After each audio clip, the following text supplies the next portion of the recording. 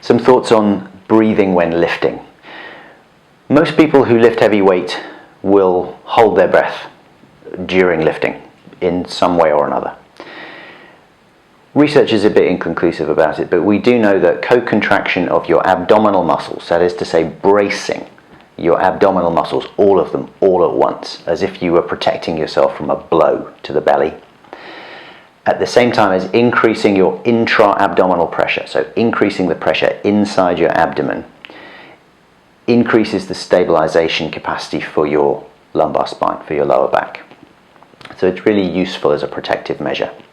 So in order to do that, brace your abdominal muscles, push out. If you don't know what that feels like, put your fingers into your tummy muscles and cough. That push out is engagement of your abdominal wall, all 3 layers of deep abdominal muscles all at once. You want to be able to maintain that brace breathing at the same time. So you can't let these muscles go. Your breathing will be a little bit more shallow than a full diaphragm belly breath.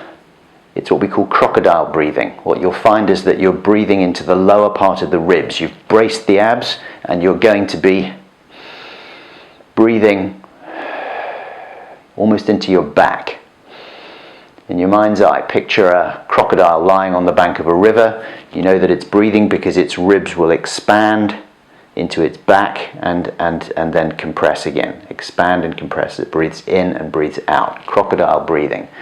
It allows you to do what martial artists call breathing behind the shield. So you've braced your abdominal muscles, so you've got this rigid protection against blows to your belly, and yet you're still able to breathe at the same time. Crocodile breathing. Practice that. Really important.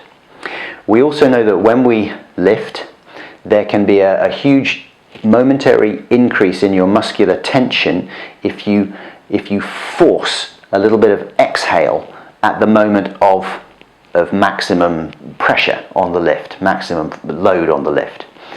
Think about athletes who punch or throw, tennis players who grunt when they hit the ball. They are letting out a small amount of that air that they've gathered inside their lungs. They're letting out a small amount of that pressure, that intra-abdominal pressure, during that moment of impact, that moment of maximum muscular tension that they're after. This is a thing that we call power breathing.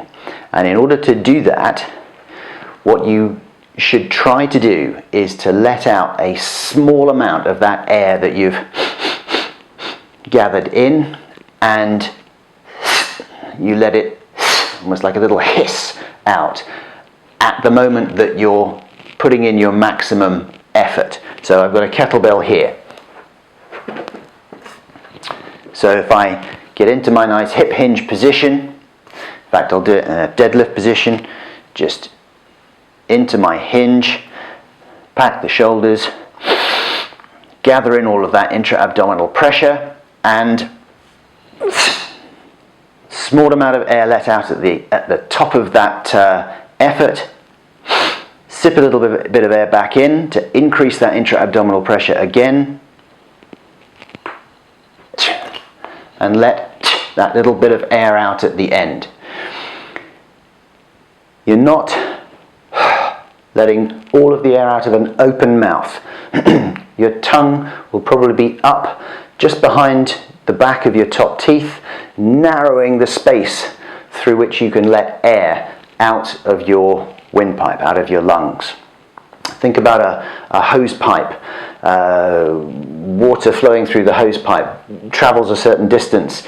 If you press your thumb over the aperture of the hose pipe, increase the pressure on the water coming out, it flies further. It's that sort of idea that I want you to think about with this air coming out of your lungs. You're not just letting the air come out like water just flowing out of the hose pipe. You're creating a narrower aperture, putting your tongue to the back of your teeth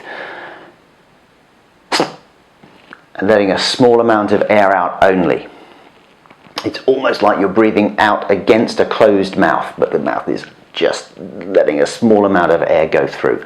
power breathing. It's a really important element of lifting with maximum efficiency. I hope that's helpful. Things to practice. Give them a go.